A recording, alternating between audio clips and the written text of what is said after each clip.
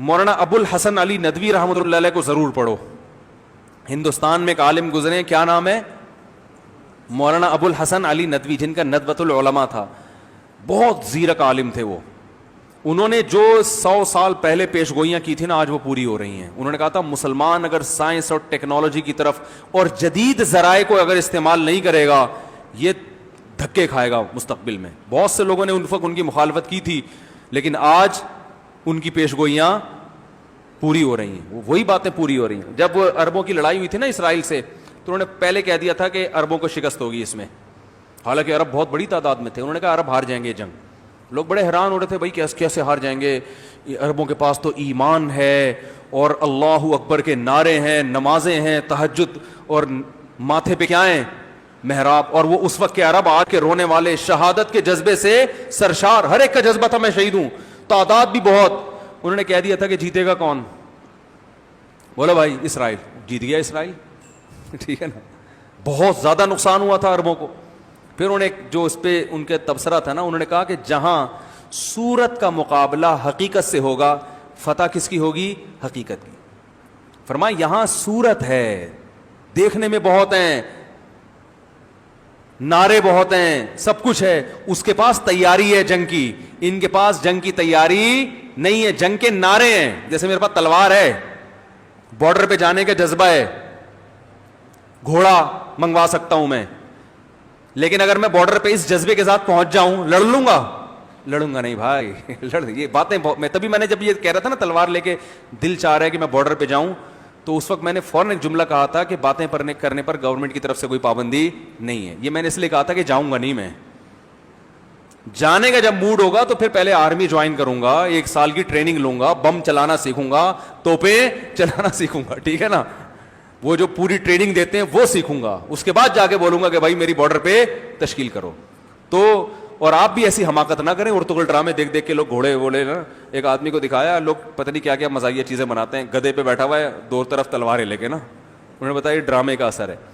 تو انہوں نے پہلے کہہ دیا تھا کہ فتح کس کو ہوگی؟ اسرائیل.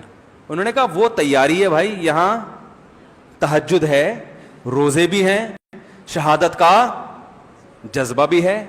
اتنا کافی ہوتا تو اعدوا لهم ما استطعتم من قوہ, جو قرآن نے کہا کہ دشمن کے خلاف قوت اکٹھی کرو.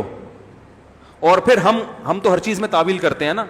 قرآن میں اللہ نے کیا کہا ہے؟ ایمان والو جنگ لڑنے میں نا دشمن کے خلاف کیا بناؤ؟ اپنے آپ کو پاورفل کرو. تو ہو سکتا ہے کوئی جاہل صوفی اٹھ کے اس آیت کی تشریح کرتا کہ یہاں قوت سے ایمانی قوت مراد ہے, دشمن کے خلاف ایمان مضبوط کرو. تو اللہ نے آگے فوراً کہہ دیا وَمِن رِبَاطِ الْخَيْلِ, استبل بناؤ گھوڑوں کے, صحیح ہے نا.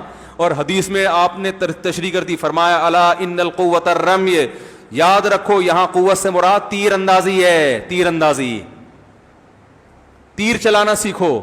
تو صحابہ نے اس آیت کا یہی مطلب لکھا, تیر چلانا سیکھا صحابہ نے, نشانے درست کیے. اور آپ صلی اللہ علیہ وسلم نے صحابہ کو ایسی ترغیب دی, فرمایا جس نے تیر چلانا سیکھا اور بھول گیا وہ ہم میں سے نہیں ہے. نہیں یاری بات, جیسے قرآن حفظ کر کے بھولنے پر کہتے ہیں نا وعیدیں, ایسے ہی جو اسلحہ چلانا سیکھا اور بھول گیا, آپ نے فرمایا وہ ہم میں سے, بولو بھائی نہیں ہے. اتنا بڑا جرم کیا بھائی تم نے, تمہارا ڈیفنس کیسے ہوگا اگر تیر چلانا بھول گئے؟ ہم کہتے یا رسول اللہ میں تو تہجد پڑھتا ہوں, میں تو اتنا رو رو کے دعا مانگتا ہوں, فتح میرا مقدر ہے. اللہ کے نبی فرمائیں گے تو تیر چلانا آتا ہے؟ نہیں آتا نا. تو اللہ کے نبی ہمیں لڑنے کی اجازت نہیں دیں گے. بولیں گے قرآن میں اللہ کہہ رہا ہے ان کے خلاف قوت. لوگ بدر کا واقعہ بیان کرتے ہیں, اس میں کہاں قوت تھی؟ وہ معجزہ تھا, معجزوں پر حکم کا مدار نہیں ہوتا. وہ تو اتفاقی لڑائی تھی جو اللہ نے کروا دی. دیکھو معجزے تو یہ بھی ہوئے ہیں کہ نبی نے پانی میں ہاتھ ڈالا اور پانی ابلنا شروع ہو گیا. اب آپ کہو کہ بھی نارتھ کراچی میں پانی نہیں آ رہا ہے, بھائی مفتی صاحب آپ ٹینکی میں ہاتھ ڈالیں, جیسے نبی کا معجزہ ہوا, ہو سکتا ہے آپ کی کرامت ہو جائے.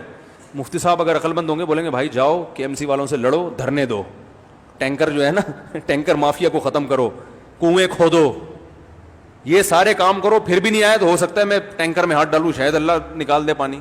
میرے گھر میں تو ابھی تک نکلا ہے نہیں, ٹھیک ہے نا. تو معجزے کوئی اصول تھوڑی ہوتے ہیں. मोजे तो अल्लाह की मदद होती है, वो अल्लाह का काम है।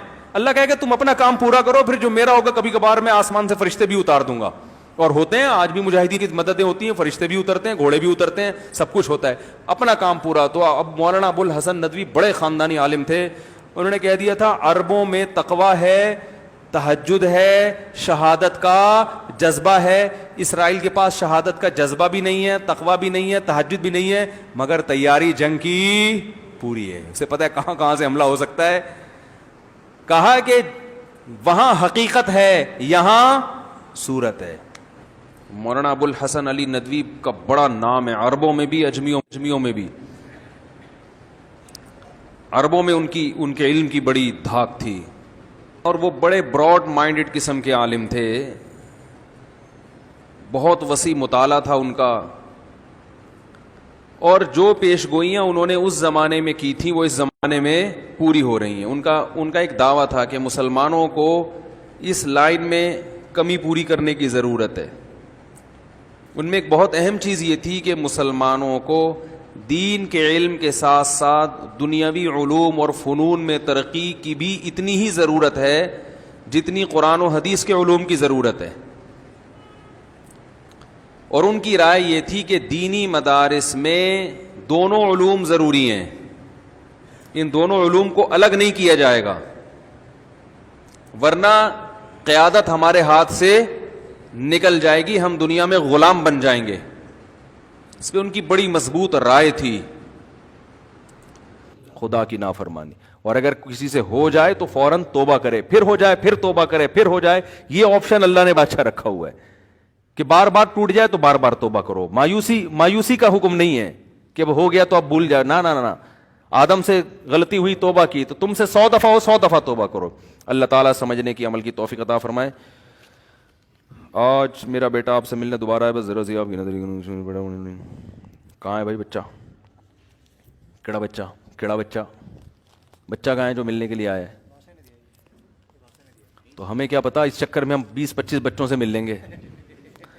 अब मेरे साथ ऐसा होता है, जैसे कोई फ़ोन का मुझे कहे ना कि मुझसे साहब मैं 5 मिनट में आपको फ़ोन करता हूँ, मैं कहता हूँ आप 5 मिनट में प्लीज़ फ़ोन ना करें, मुझे अभी बात कर लें। कह रहे नहीं मैं दोबारा करता हूँ, मैं ज़रा मुझे वॉशरूम जाना है या ऐसा। मैंने कहा क्योंकि होता ही है कि वो 5 मिनट के चक्कर में मेरे तो फ़ोन 24 घंटे कॉल आती है, तो वो मुसलसल बजता रहता है।